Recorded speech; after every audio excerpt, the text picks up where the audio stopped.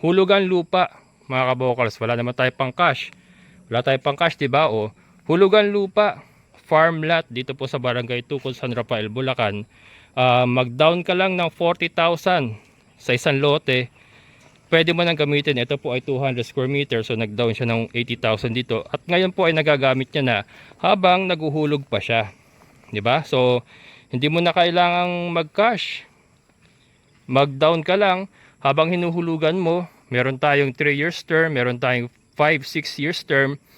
Ay magagamit mo na yung loading inyong napili sa inyong munting negosyo na katulad dito, backyard baboyan. 'Di ba?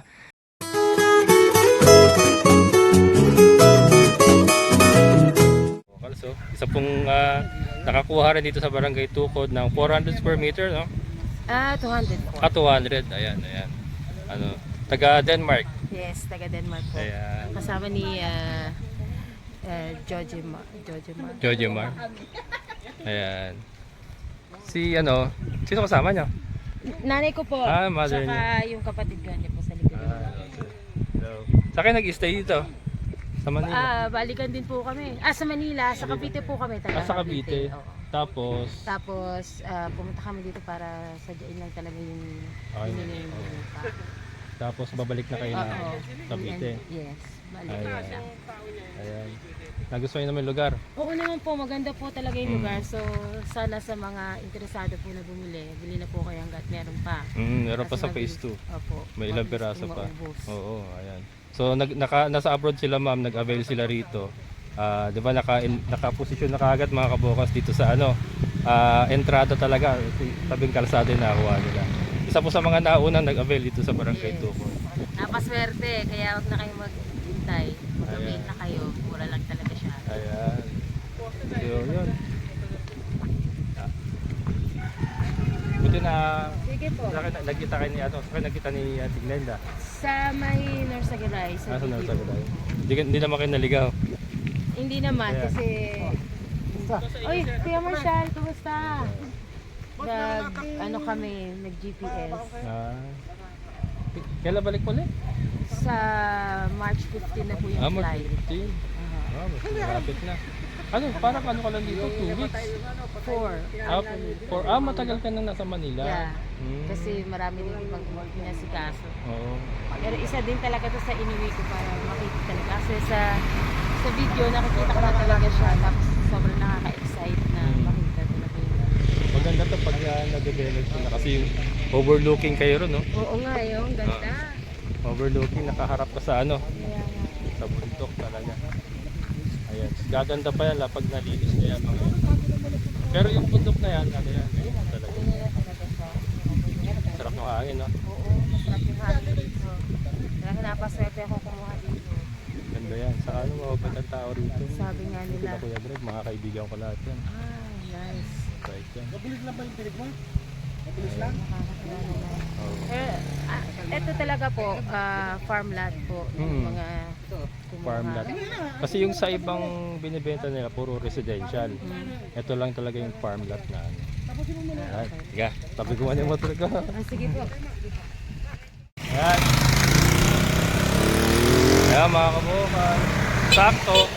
Sakto, dito yung pakay kong tao. Tate Melchor, pupuntahan talaga kita. Pupunta talaga ako sa'yo. Ayan. Oo, may kaba ba kayo? Hindi naman akong makasaglit kaya nila eh. Hindi, kasi ang problema ko lang naman, straw na lang. Kasi nasonda nila nakakuha na ng itim na buhangin. Kaya lang, walang mahigop kasi yung straw, maiksi, hindi umaabot siguro sa water level. Kaya nating Ha? Yung hawa lang kung Kaya. May tao kang pwede na. papunod sa balong siguro. Hindi, may balong na tayo. Nakakuha na ng buhay na bato eh. Iba kinaglaw ng sisig. Oo, pinalaliman ko na. Tapos nakakuha na siya ng buhay na bato, saka itim na buhangin. Ang problema yung straw, pinutol niya. Kaya hindi na nakasawsaw. Hindi nakasawsaw yung straw. Nakamotor na ako, nakamotor na. Ano kaya na? Saglit kayo. Ikaw mismo mag-aayos? Ikaw mismo o may tao ka? Yung aking kumpare. Mga magkano kaya ang singil niya pag Malula. Is magdadagdag lang ng straw. Tapos naka jet pump. Naka jet pump na ako. Mga Wala mag-ano. rin makausap mo eh, para kung ano pang... Ito na problema ko, pinukul eh. Hindi na magpikat pa. Oo. Pag ano lang, bumili na ako ng mga diuno. Diuno. Station. Ha? Bahay. Diunong PVC. Oo. Kakabitan na lang ng ano. Sa estimate ko ya, mga magkano abutin. Kung pakakabitan lang ng straw. Ewan ko na yung bakit yung bahay mo. Ha? Sa bahay mo, estimation. Oh, hindi ko. Hindi, may motor na siya. Hindi, ewan nga, yun, bahay mo na bahay. Estimation tayo. Oh, kakabitan lang ng ano. Pupunutin tapos tutugtungan lang ano, ng straw. Kailan kaya natin pwede makausap? Sige, punta natin yan, hapon eh. Pwede? Andiyan kaya siya? Baka nakauwi na yun. Pwede. Punta natin. Wala, sagot lang naman. Oh. Wala naman. Oh, sige. Sige, punta natin. Kaya kaya, papaalam lang ako. Papaalam tayo. Ma'am, anong complete name mo? Sorry. Ano po, Family Peterson po. Femeline Peterson. Ayan mga kababayan, si Ma'am Femeline Peterson. Peterson po. Peterson. Ayan, sorry sa English. Ayan. Hirap talaga. Same song. Apo, sige po kuya, nice meeting you Nice ha. meeting you. Nanonood ako ng vlog mo. Ay, thank you po, Yan, thank you. Subscribe kayo. Ayan. Ano, ingat ka sa place Apo, mo. salamat po. Okay. Ayan mga kababayan. Ate Glenda. Ayan, pupunta tayo kay ano. Ano tayo? Punta natin. Ayan. Puntahan natin yung kakalala ni Tatay Melchor na manggagawa rin ng poso. Ano to tayo? DRT? Hindi, saka pa ng DRT yan eh. Asa ka pa ng DRT? Yan, San Miguel. San Miguel. San Miguel. Ah, Napakalaman kong bayan ng DRT eh. oo. Pero pwede itong barangay Layan. Hanggang nga niya San Miguel eh. Ang laki eh. Wala yung dami.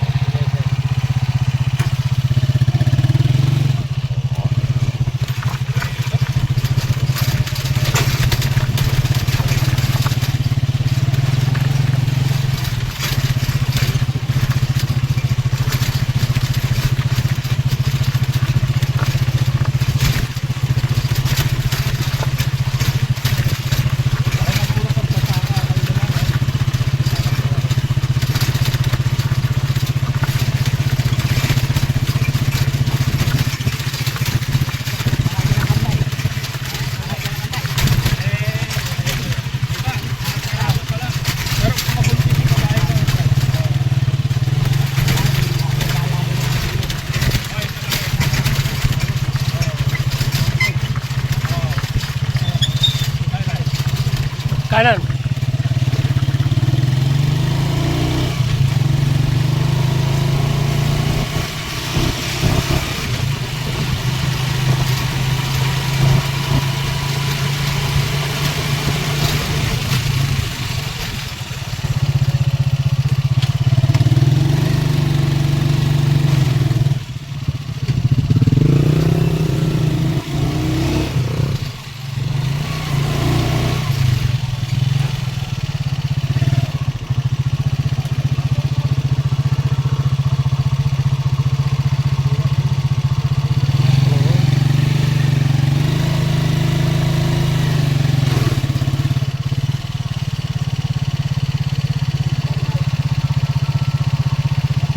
Ano problema rito, may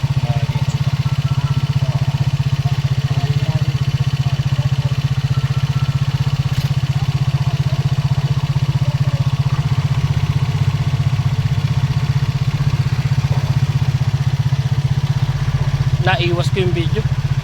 Nailihis ko.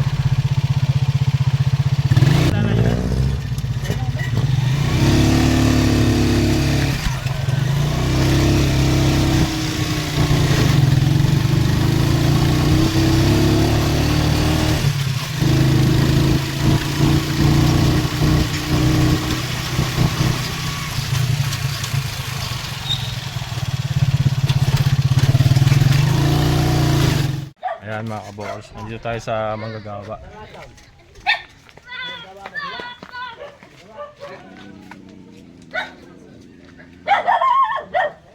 Ganda rito mga kabokals. Ganda rito no? mga kabokals. Community. Oo. Ganda mga kabokals. Yung kanilang area.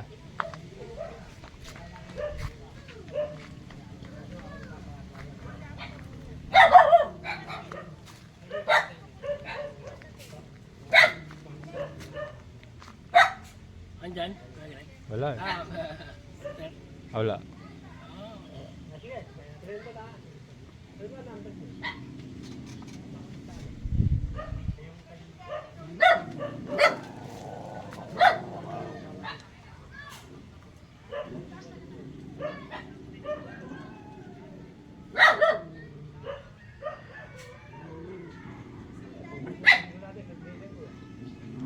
Wala siya.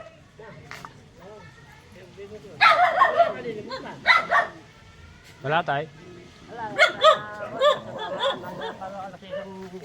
Ah, gumagawa, may gawa siya. saan po ba nasan? Nagagawa. Saan? Ng poso. Salat. Malayo yun. Ah, sa kasalat. Oo, malayo yun. Pinagbibig ko na eh. Wala kong danon. Kailan niya pupunta? Ah, bukas. Ah, bukas ng umaga. Lagyan siya eh. Ako. Ah, sige, sige. Paano kung buo yun? Ah, sige, sige. Tara. Yan, nani-obra na dito. Hello mga kabokals. Ayan, so nandito na naman tayo. Ayan, ngayon mga kabokals, ma-share ko lang po. Share ko po yung dito po sa ating bagong area sa Barangay Tukod, San Rafael, Bulacan. Ito para na rin po dun sa mga viewers natin na naka-avail po ng mga lote dito. Alamin natin kung magkano ba ang pagpapakabit ng kuryente. Sa ngayon po na wala pa pong mga poste ng kuryente dito sa loob kasi ongoing pa po ang ating development. Ang mga kalsada, ongoing pa po ang ginagawa. So wala pa po talaga tayong mga poste dito sa loob ng ating property, ng ating area. Ayan. So ang kuryente po natin ay nanggagaling po doon sa labasan. Katulad po ng akin, nandoon po ang ating kontador. So para po tayo makapagpakabit, ina-apply po natin yan sa Meralco, and then ang kontador po natin ay nandoon lang sa may kalsada. Kailangan po natin gumastos ng kawad ng kuryente from the street going to your property, katulad ng akin. Ayan. Yan. So ito hindi po sa akin manggagaling kasi meron pa pong isa doon na mas malayo pa sa akin. Yan, alamin natin kung gaano ba karaming kawad ang kakailanganin and kung magkano ba ang gagastusin para tayo makapagpakabit ng kuryente. Tara, alamin natin mga kabokals. Pasyal tayo doon sa baba kay Sir Andrew. So ito nga po, yung kanyang nakishare na lang po siya sa akin ng poste. And then ayun yung aking mga dating poste. So yan, i-share na lang po natin para hindi na siya magpapanibagong poste palabas. So ang poste na lang po na pinagawa niya ay dito. From here, kaya mga bagong poste niya yan. Dito. Ayan o. Ayan yung kawad yan ng kuryente. Oh, ang gumagawa ay sila Alfred.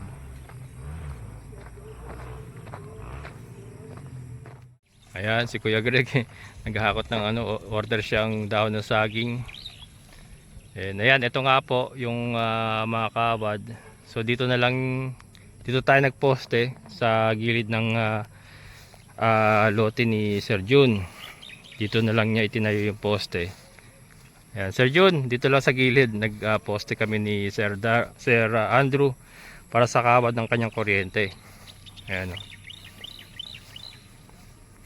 And then dadaan po kay Sir Jopel.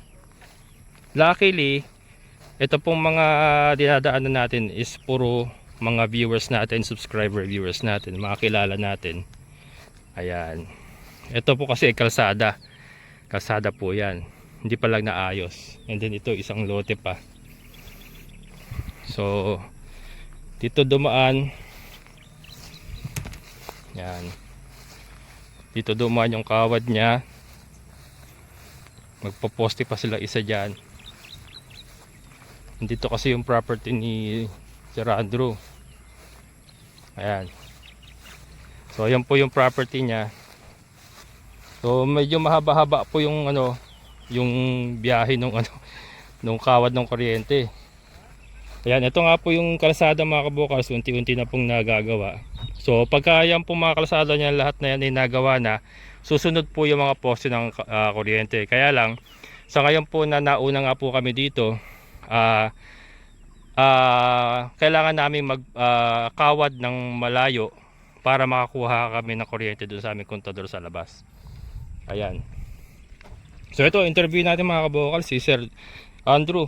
Sir, magandang hapon.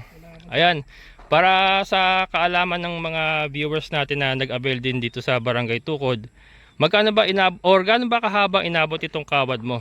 440 meters to. 440 meters. 7,000 lahat-lahat ang sa materials. Sa materials pa lang, 7,000. So 400 meters mga kabokals yung nagastos niyang kawad mula dito sa kanyang property palabas doon sa kalsada. Ayan, and then yung ano natin sir, magkano bayad natin sa nag-install? Siguro mga nasa 1-2. 1-2 yan sa kanila. Ano yung kasama na, ano kasama ng 1-2? Yung Installation lang. installation sa loob ng ato. Paano yung sa loob ng bahay mo? Kasama na yun. Kasama na yun. Hindi siya gumagawa eh. So sa 1-2 na yan, kasama na yung saksakan, Oo. switch ng ilaw, mga ganon. Saka yung breaker. Oo, kasama. Ayan mga kabokal. So yun po, 1. Mahal lang naman sir yung wire. Minsan kasi mataas, minsan mababa yung presyo. Oo. Depende sa supply. Depende. Eto sir, magkano ang bili mo dito sa ano? Ano, aluminum to, no, ang ginamit mo? Oo. Magkano ang bili mo rito? Ano, nasa 5,000 lang sir. 5,000 yung 400 meters. Ayan mga kabokals. 5,280. 5,280. Oo. Ayan. 400 meters, 5,280 yung na. Siyempre yung ibang materials kailangan pa rin. Kaya aabot ng 7,000. 7,000. Oh, kasi yung iba pang mga ano, gaya ng breaker, mga ganyan. Septakil. Oo. So 7,000 yung inabot sa materials. Pero kompleto na yon. Kasama na makasaksakan doon. Ayan mga kabokal, sa para magkaroon kayo ng idea. Ngayon, tanong naman natin yung ano, application sir. Paano bang application natin dito? Magbabayad ka lang kay Sir Eman, yung developer. Sila na mag-a-apply para sa'yo. Oo, kasi hindi mo ma-apply sa sarili mo eh. Oo. Unang-una, kailangan mo ng poste. Si Sir Eman lang gumagawa nun. Oo. Kaya hindi ka pwede mag-apply sa sarili mo dahil gagawa ka sa sarili mong poste. Which is mahal. Saka ano, o yun nga, kasi magpapa-concrete post ka. Mahal Yan. yun. Mahal. Saka yung ano, yung hassle ba? Hassle na paglakad-lakad. So para kung ayaw yung hassle and then mas madali po yung proseso, magdadaan po tayo sa opisina, nag-offer po sila na ang mag-asikaso. Kaya lang syempre, gawa nung i-hire natin sila para sila ang maglakad ng application mo. Syempre may additional pong bayad yon. Kaya umabot ng 18 lahat-lahat. 18 ang nagastos niya sa application. Kasama na po yung pagbayad niya sa pag-hire sa opisina ng maglalakad ng kanyang application. May poste na yun. Sila Sir Emma nagagawa ng poste sa 18,000. May poste na yung mga kabokals. Kumbaga, ito na lang ang gagastusin mo. Wiring na lang talaga. Pang tap doon sa poste mo, sa kontador mo sa poste, sa labas. Yun na lang po. After nung 18,000 na binayad mo sa pagpapalakad sa application. Within 10 days lang tapos na. Yan, 10 days. Mabilis lang po. 10 days. Pero option nyo po yun. Kung kayo po naman po ay libreng-libre sa oras, kung gusto niyo pong lakarin mag-isa, po pwede rin naman po yun. Kaya lang nga po, gawa nung busy rin po si Sir Andrew at ayaw niya ma-hassle, hinire niya sila, Sir Eman, para sila ang maglakad ng application para sa kanya. Saka yung concrete post. Oo, kasi magpapagawa kayo ng sarili niyong concrete post kung wala kayong, kung kayo mismo ang maglalakad, kayo mismo ang magpo-provide ng concrete post. Ayan. So yan sa mga nag-avail po dito sa Barangay Tukod, San Rafael, Bulacan, mga kabokals, ganyan po ang sistema sa ngayon sa ngayon kasi hindi pa tayo develop talaga, kaya ganyan po kahirap sa ngayon ang pag-installa ng kuryente. Pero once po na ma-develop itong area, matapos po lahat ng mga kalsada, papasok na po ang mga poste ng Meralco, mas madali na po ang application natin, ang pag-installa natin ng kuryente. Yan. Pero 3 years na. Oh, mga 3 years pa po kasi yon. Yun. Within 3 years po kasi ang Kailangan nakasaad. natin, kaya nagpakabit na tayo. Oh, Pero kasi yung development 3 years talaga. kasi gagamitin na namin yung mga lote-lote namin. Kaya kailangan na namin ng mga ganitong amenities. Kaya yun, option na po. Option nyo po kung gusto niyo na pong magpa-kabit. Ayan. So ito, pakita ko lang po. Sir, pwede ba natin masilip? Ipakita ko lang po yung area ni Sir Andrew, mga kabokals. Yan, sa mga gustong magbabuyan dyan, no? Ito pong area niya ay 200 square meter mga kabokals. Yan, may poso siya. Ayan nga pa pala, ang tubig po dito kasi ay hindi pa available ang linya ng Nawasa. Hindi pa kayang supplyan lahat. Kaya ang option lang po ng tubig is yung deep well o yung ganyang poso. Yan lang po ang pinagkukunan natin ng tubig dito sa ating area. Or igib, kung mag-iigib. Pero wala pa po tayong linya ng kuryente. Linya ng tubig. Hindi pa kayang supplyan lahat. Ayan, kaya poso mga kabokals. And then ito, yung kanyang baboyan na may sinampay. Ayan. Ayan mga kabokals. Oh. So, kailan to sir? March 16 maglo-load ka na? Kailangan na eh. Ayan. March 16 meron na siyang ilo-load dito mga kabokals. Parang cellphone lang. Maglo-load na siya. Ayan oh mga kabokals. Ang ganda oh. Nakakita nyo ba yan? Bakal ang mga pintuan. Ganda ng flooring. Nakapahid dyan, may pahid. Kasi hindi po pwedeng walang pahid dyan. Gagawing biskwit ng mga baboy yan. Pagka walang pahid ang hollow blocks. Ayan. And then ito. Meron pa siyang space sa likod. Para sa kanal naman. Ito ang kanyang kanal. Ayan. So doon sa nagtatanong. Meron pong nagtatanong. Paano po pag nagbaboyan ako? Paano ko po itatapon yung mga pupo ng mga baboy ko? Ito pong kasagutan dyan mga kabokals. Sa panahon po ngayon, bawal na po magtapon o magpaagos ng dumi ng baboy sa mga sapa, creek, lalo-lalo na dito sa likod niya ay palayan. Bawal na bawal po yan. Kaya, kailangan po, meron tayong poso negro. Ayan. Underneath this concrete lies a poso negro mga kabokals. May poso negro sa ilalim niya mga kabokals. Malaking poso negro. Ayan, and then ito po ang kanal. Dito po pumapasok ang pupo, ihi, lahat dumi ng baboy. Papasok pababa doon sa kanyang poso negro sa baba nitong flooring niya na to. Ayan. So yan po ang kasagutan ha. Poso negro po sa ilalim ng inyong baboyan. So ayan mga kabokals. Ngayon baka nagtatanong kayo, paano pag napuno na yung poso negro ko? Ayan, meron po siyang sipsipan. Ayan oh. Parang sa subdivision din mga kabokals oh. Meron siyang sipsipan.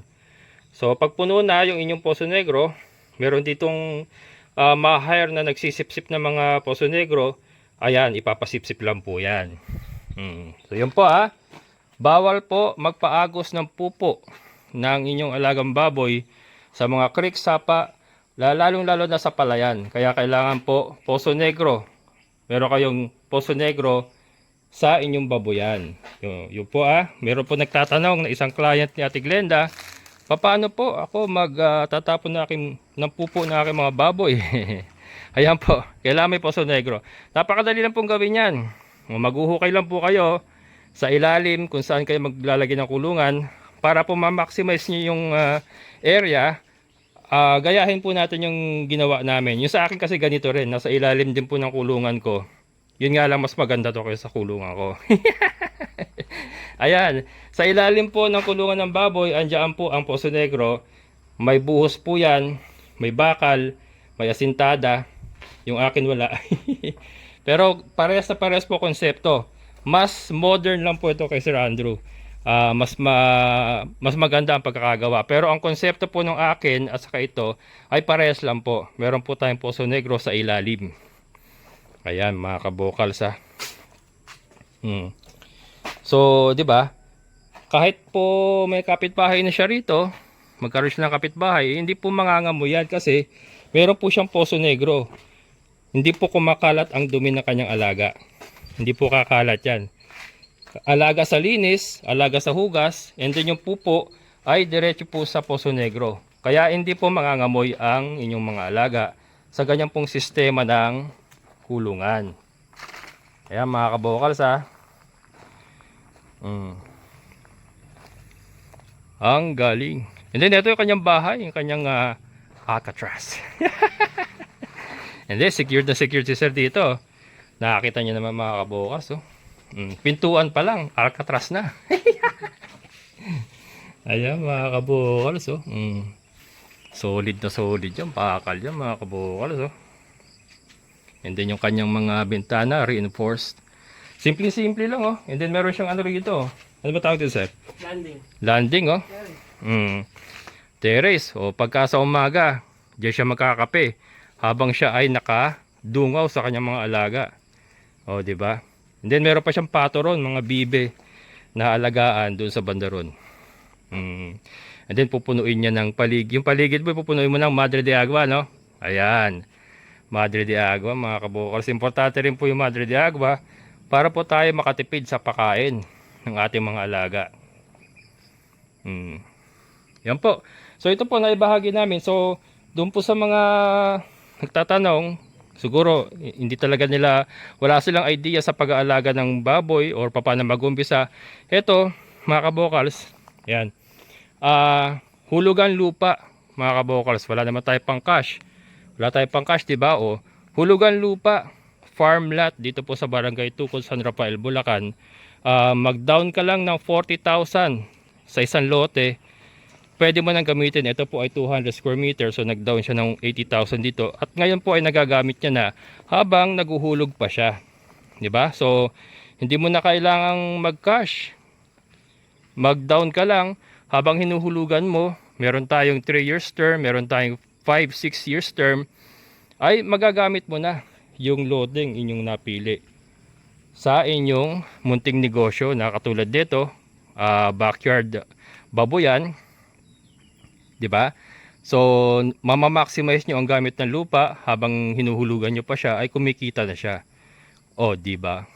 Parang sa atin doon.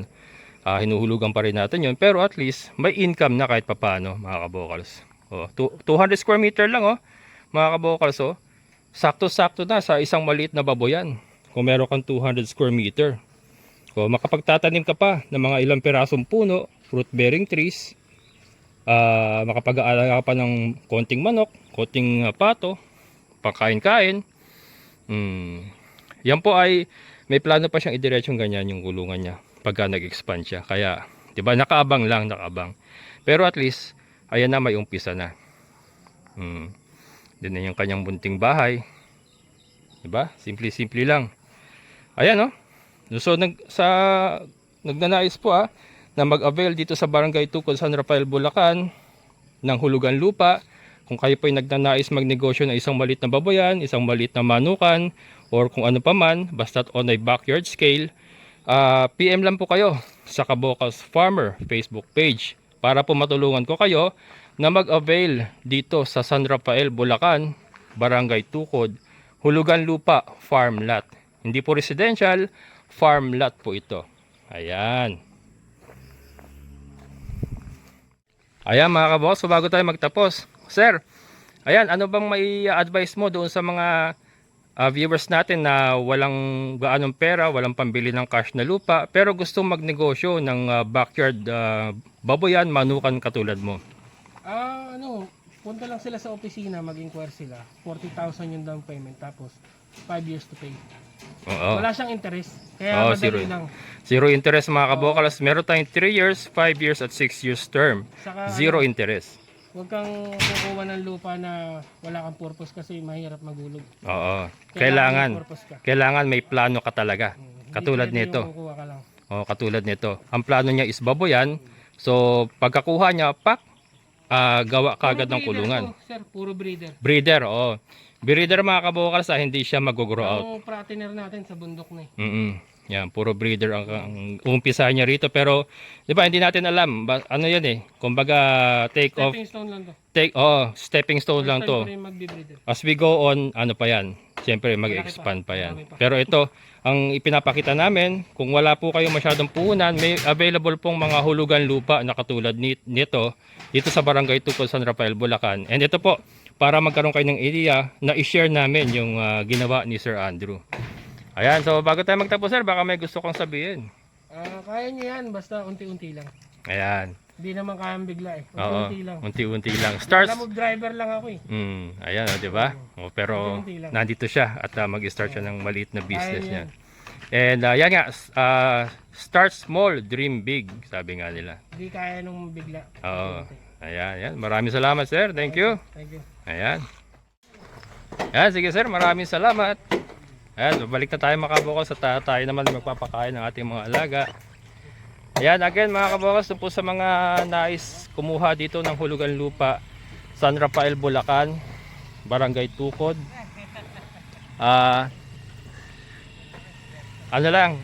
PM lang po kayo sa Kabukals Farmer Facebook page.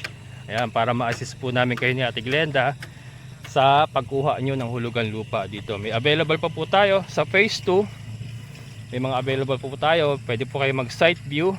Assist po namin kayo ni Ate Glenda para makita nyo yung mismong area.